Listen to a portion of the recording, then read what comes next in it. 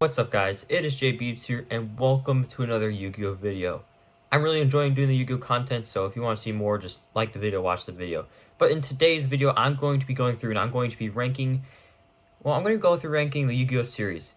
And this is going to start a lot of controversy, start a lot of comments. Hopefully we can fight and debate down in the comments, and I think based on my rankings, I'll probably trigger a lot of you, make a lot of you happy, but that's the entire point of this video. So starting off in the very bottom is Yu-Gi-Oh GX. I'm gonna be honest, I have not seen a single episode of the series. All I know is the main character's name is Jaden. I literally know nothing about it except they used, I think it was Elemental Heroes. I think that was that kind of phase. The reason why I think that this series really is so bad is because when Yu-Gi-Oh went from, obviously there was the starting kind of like series of, Yu-Gi-Oh! Duel Monsters. The original Yu-Gi-Oh! With Yugi. That was so iconic. I just felt like they needed to do something different for this series to actually go out on ahead and work out. It didn't. And I think that's really because they had to add something new. If you start with something so big, so monumental as the original series, the next season or series, there has to be something different. That's how it is for especially all these like little anime shows, but really for like any TV show, if you're kind of having a little spin-off, there has to be something different. And I just don't feel like, as far as things were, it wasn't any different, especially if you don't watch the show and you only use the cards. There just wasn't really anything different. That's why I personally really think it was the worst series. Then coming in fourth, I have Yu-Gi-Oh! Arc V. I'm gonna be honest, this is a newer series that kind of, as I was kind of falling out of watching Yu-Gi-Oh! Like every day and like fully being obsessed with it, this is kind of when this series started. This is when they introduced Pendulum Summoning. I think Pendulum Summoning is pretty cool. I briefly know how to do it. I have the cards to do it. It's just it never really caught on to me. I also feel like this is when Yu-Gi-Oh! Started to kind of really childish now. I'm now an 18-year-old in college, but I still enjoy watching all these these old cartoons. I feel like, but I do see a significant shift in really what they're appealing to their audience now. Like all of the monsters are like circus animals.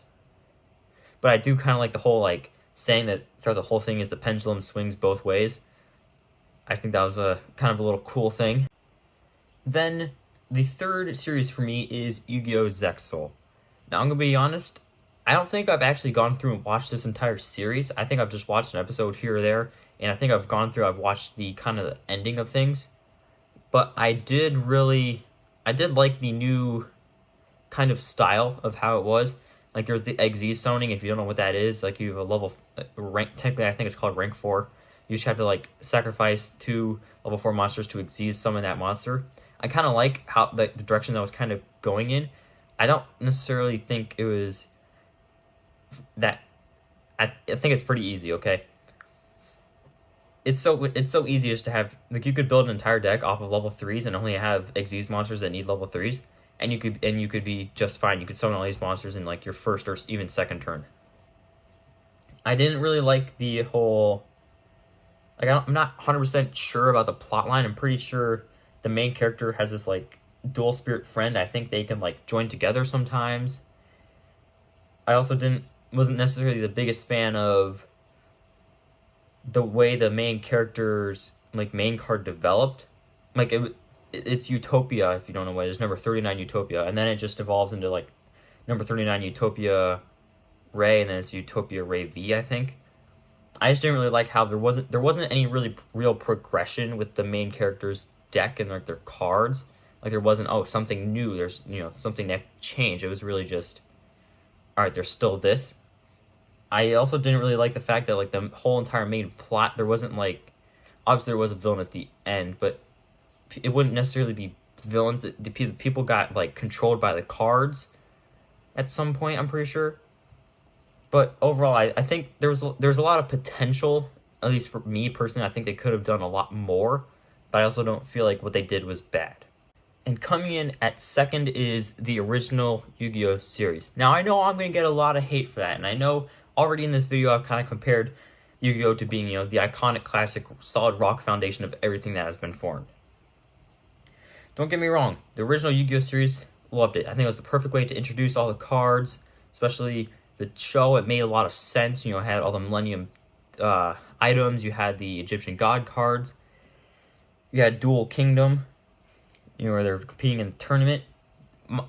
Why I didn't put this at number 1 is because right before the final fight, I think it was between Yugi and Kaiba, I think that was it. They had this weird interjection that I thought was totally unnecessary, where these like guys came to attack Kaiba, and then that made all the duelists go into this like virtual duel world. And I just don't understand why they did that. Like, finish off the fight, finish off the tournament, and then have then after the tournament ends, when once everybody's all happy and stuff, and everyone's still there, then you have this happen. I hated the timing of it. I necessarily hate the idea of it, but I think my judgment is totally clouded by the fact it was right before like the final battle. Like, what you were sitting there waiting to have happen, and it's like, nope, you have to wait an entire another year and wait for 20 plus more episodes to come out. So that's really, for me, the only reason why it did not get number 1. And coming in at number 1 is Yu-Gi-Oh! 5Ds. My favorite Yu-Gi-Oh! Of all time. I absolutely love everything about it.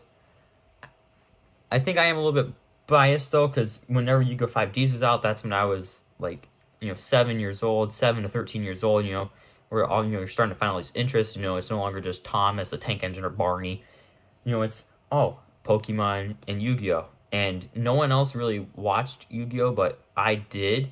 I also like the fact that there was turbo dueling, where, they're on their dual runners, which is essentially like dueling motorcycles.